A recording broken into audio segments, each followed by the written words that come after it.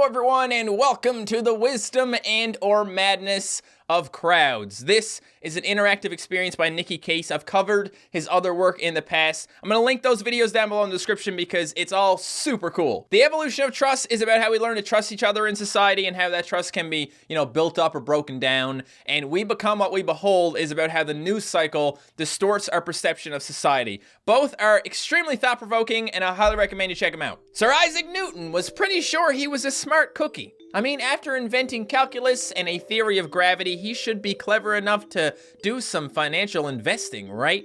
Anyway, long story short, he lost $4.6 million in today's dollars in the nationwide speculation frenzy known as the South Sea Bubble of 1720. Didn't know about that one. As Mr. Newton later said, I can calculate the motion of heavenly bodies, but not the madness of people. Yes, sucks for him. Of course, that's not the only time markets, institutions, or entire democracies went haywire. The madness of crowds. And yet, just when you lose hope in humanity, you see citizens coordinating to rescue each other in hurricanes, communities creating solutions to problems, people fighting for a better world, the wisdom of crowds. Good, wisdom is probably better than madness. But why do some crowds turn to madness or wisdom? No theory can explain everything, but I think a new field of study, network science, can guide us. And its core idea is this: to understand crowds, we should look not at the individual people, but at their connections. All right then, let's draw a network. Each connection represents a friendship between two people. All right, so we're gonna connect this guy. So we got this group of 3 people and this group of 4 people, and we're gonna connect them together. Bam.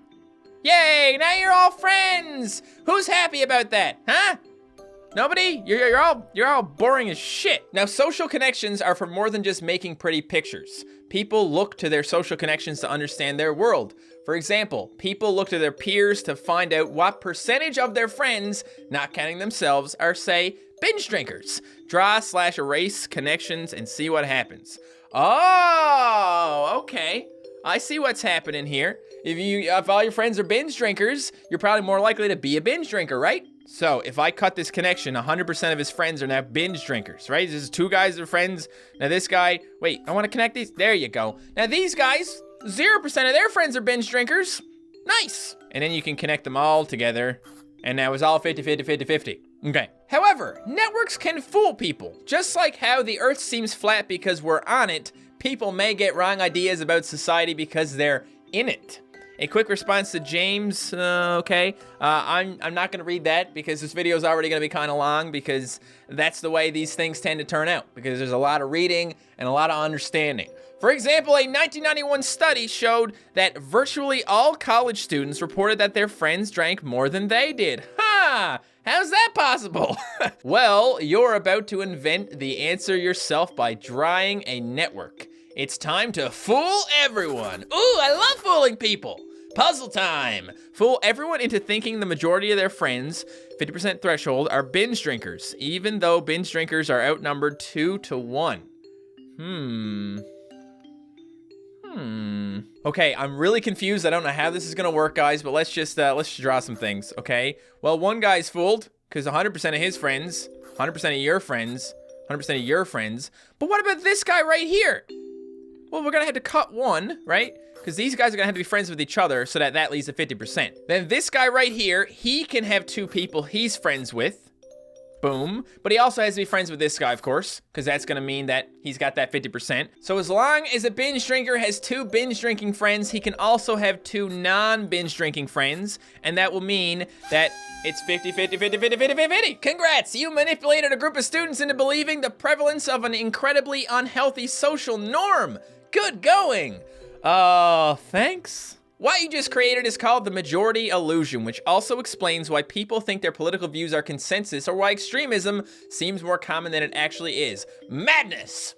But people don't just passively observe others' ideas and behaviors. They actively copy them. So now let's look at something network scientists call contagions. Are you telling me that some of these guys are gonna become binge drinkers?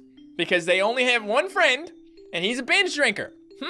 Let's put aside the threshold thing for now. Below we have a person with some information. Okay, a little party hat guy. No, a dunce hat. Oh, that's not as good. Some misinformation. Right, okay. Fake news, as the cool kids say. And every day that person spreads the rumor like a virus to their friends, and they spread it to their friends, and so on. Start the simulation! Okay, go. Look at that. They're spreading their information around. Look how quickly that information is spreading. And eventually it gets all the way to the last guy, and everybody has that information now. It's in here now, okay? It's not true, but that doesn't matter because they're not doing their research. They're just hearing it from their friends, and you trust your friends, don't you? Despite the negative name, Contagions can be good or bad, or neutral or ambiguous. There's strong statistical evidence that smoking, health, happiness, voting patterns, and cooperation levels are all contagious, and even some evidence that suicides and mass shootings are too. Well, that's depressing.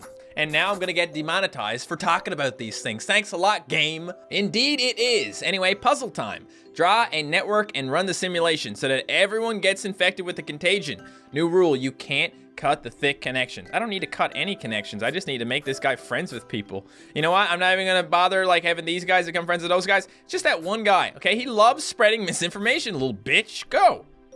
Boom. Yeah, I gotta tell all my friends about this. Fan flipping tastic. All these people are now dunces. Great. The madness spreading is called an information cascade. I like that. That is a really nice name. Rolls right off the tongue. Mr. Newton fell for such a cascade in 1720. The world's financial institutions fell for such a cascade in 2008. Ah, the housing crisis. Good stuff. However, the simulation is wrong. Most ideas don't spread like viruses. For many beliefs and behaviors, you need to be exposed to the contagion more than just once in order to be infected. So network scientists have come up with a new, better way to describe how ideas/behaviors spread, and they call it complex contagions. Ooh, baby, it's getting interesting now. Let's bring back thresholds and the binge drinking example. When you played with this the first time, people didn't change their behavior. Now let's simulate what happens if people start drinking when 50% plus of their friends do. Before you start the sim, ask yourself what you think should happen. Now run the sim and see what actually happens. Okay, what should happen? So we got a binge drinker, and we got a guy who's not a binge drinker. 50% of his friends are binge drinkers. He becomes a binge drinker. The next guy now has 50% of his friends being binge drinkers. And then when he becomes a binge drinker, the next guy now has 50. Wait, no. The next guy will not become a binge drinker because of the fact that he has two non-binge drinking friends to hold him down. Keep him on the right track. Go you. It helps to have a lot of friends, guys. Look at that. I'm a binge drinker now. No way. I'm not having none of that crap. My friends are cool. Unlike our earlier fake news contagion, this contagion does not spread to everyone. The first few people get infected because although they're only exposed to one binge drinker, that binge drinker is 50% of their friends. They're lonely. In contrast, the person near the end of the chain did not get infected because while they were exposed to a binge drinking friend, they did not pass the 50% threshold. I got that right, go me. The relative percent of infected friends matters. That's the difference between the complex contagion theory and our naive it spreads like a virus simple contagion theory. You could say simple contagions are just contagions with a more than 0% infection threshold. However, contagions aren't necessarily bad, so enough about crowd madness. What about crowd wisdom? I would love to see people benefit from this crap. Here we have a person who volunteers to, I don't know, rescue people in hurricanes or tutor underprivileged kids in their local community or something cool like that. Point is, it's a good complex contagion. This time though, let's say the threshold is only 25%. People are willing to volunteer, but only if 25% or more of their friends do so too. Hey, goodwill needs a bit of social encouragement. So we gotta get everyone infected with the good vibes. It's gonna happen, right? I don't need to do anything. Let me see, only 25%. Huh, well that guy's, I need to cut a tie. He needs to lose a friend, doesn't he? He's got one of these friends here, it's weighing him down. If he had one less friend, then he would have a 25% of his friends being volunteers. So sorry dude, but you are no longer a friend. Well wait, you can be friends with this guy, all right? Is that a good consolation prize? I hope so. Let's go. All right, look at that. They're all volunteers now. Wow, this is how you get people to volunteer, apparently. No, volunteering is just one of many complex contagions. Others include voter turnout, lifestyle habits, challenging your beliefs, taking time to understand an issue deeply, anything that needs more than one exposure. Complex contagions aren't necessarily wise, but being wise is a complex contagion. All right. Now, to really show the power and weirdness of complex contagions, let's revisit an earlier puzzle. Remember this? This time with a complex contagion, it'll be a bit tougher. Try to infect everyone with complex wisdom. All right, so it's 25%, right? So we need to get some people who have the contagion to make friends with some people who are in large groups. If you're in a group of 5, you like, I can't cut any of these ties. So they have 4 friends, so they need 2 friends who have the contagion, right? So in that case, if we just connect this guy right here, he'll be 50%. He will get infected, but this guy is gonna have, 33% of his friends are gonna be hosting the contagion, which means that he'll flip. So if he flips, then he can be friends with this guy, and you can be friends with that guy too. Let me start the simulation and see how it goes, okay? It's no big deal. So yeah, this guy's got the 25, then his friends get infected. This guy's 33. Oh, and then all his friends get infected as well. Nice. Well, that means we can just have this thing happen as well right here. Just a couple of friends influencing another friend group. You know, going undercover like spies. Hey, we're just 2 guys who want to hang out and have a good time with you and expose you to our contagions. I mean, have a good time with you. Easy enough. We already know that the guys in the middle are going to get infected. That's happening. Pop. Pop again. Now that guy's 33. All his friends are 25. And that happens. Very good. Very good. Hot dang. Now you may think that you just need to keep adding connections to spread any contagion. Complex or simple, good or bad, wise or mad. But is that really so? Well, let's revisit another earlier puzzle. If you hit start below, the complex contagion will just spread to everyone. No surprise there. But now let's do the opposite of everything we've done before. Draw a network to prevent the contagion from spreading to everyone. We just need to make this guy right here, because he's the link, right? We just need to make him less susceptible by giving him more friends. He's just gonna be friends with everyone in this little hexagon here. Now watch this. Oh, that's 17%. I don't do anything cool unless 25+% of my friends do. While more connections will always help the spread of simple ideas, more connections can hurt the spread of complex ideas. Makes you wonder about the internet, And this isn't just a theoretical problem. This can be a matter of life or death. What? The people at NASA were smart cookies. I mean, they'd use Newton's theories to get us to the moon. Anyway, long story short, in 1986, despite warnings from the engineers, they launched the Challenger, which blew up and killed 7 people. The immediate cause, it was too cold that morning. The less immediate cause, the managers ignored the engineers' warnings. Why? Because of groupthink.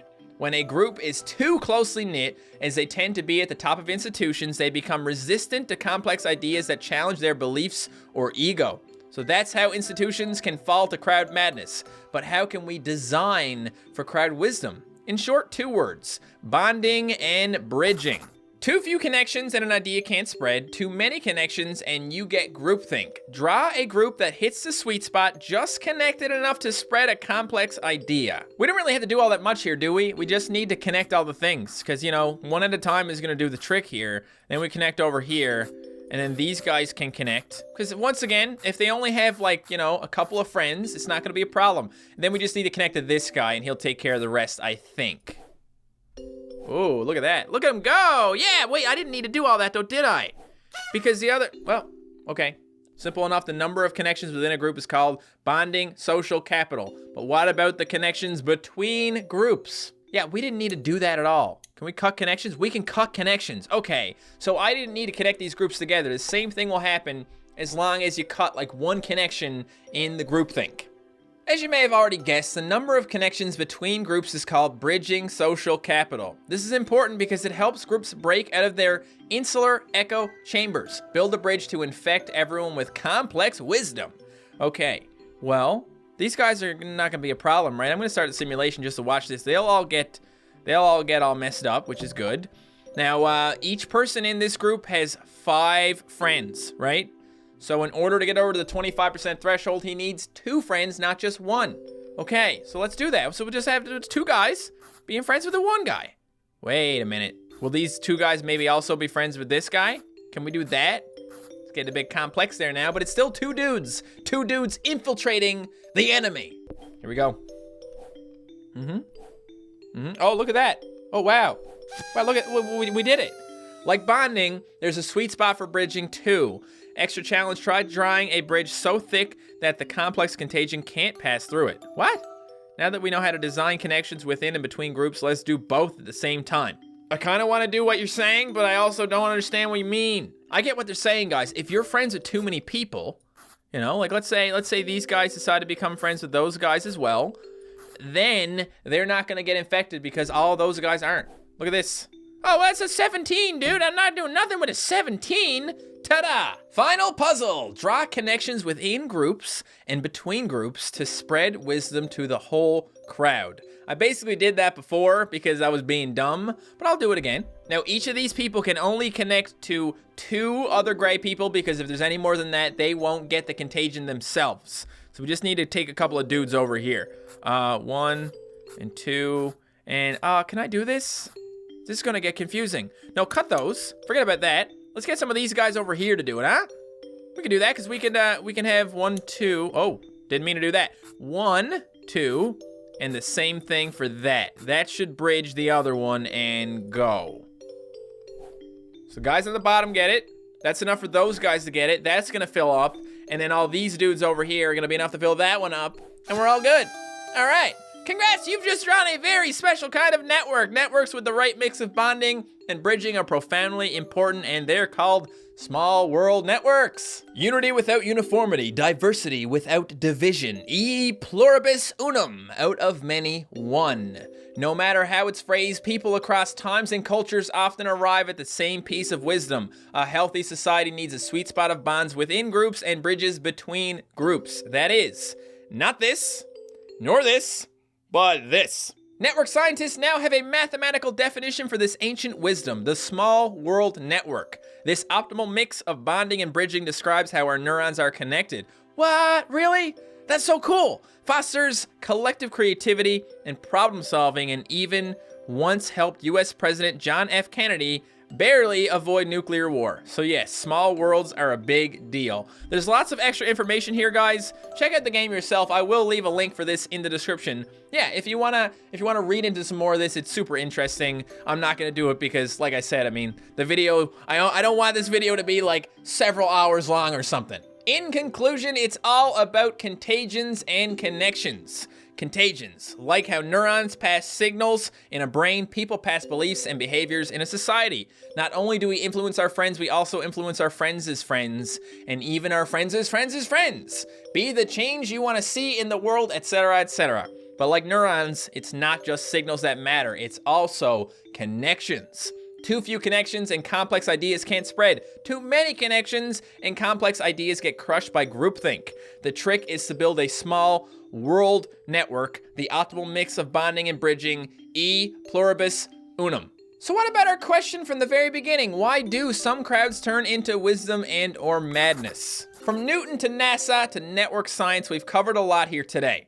Long story short, the madness of crowds is not necessarily due to the individual people, but due to how we're trapped in a network sticky web. That does not mean abandoning personal responsibility, for we're also the weavers of that web.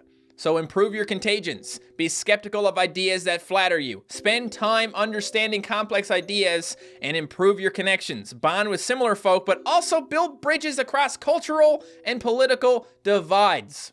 We can weave a wise web. Sure, it's harder than doodling lines on a screen, but so worth it. The great triumphs and tragedies of history are caused not by people being fundamentally good or fundamentally bad, but by people being fundamentally people. Okay. And then there's a little heart. And that's it. What's happening? No! Are they getting sucked into a black hole? They're just becoming colors, okay? Done. All right, guys, I hope you enjoyed this video. I'm a huge fan of the stuff Nikki Case comes up with. It's always super eye-opening and thought-provoking. And obviously, this is just, you know, small-scale stuff, but it does apply to some pretty big real-world things. And it's nice to be able to understand what's going on so you don't fall into some of the same traps that other people have in the past, like the whole 1720 thingamabob, you know? Way to go, Newton. Like I said, guys, if you want to check out the other videos I've done on Nikki K stuff, links down below in the description. And if you want to play the Wisdom and or Madness of Crowds yourself, link for that as well. See ya.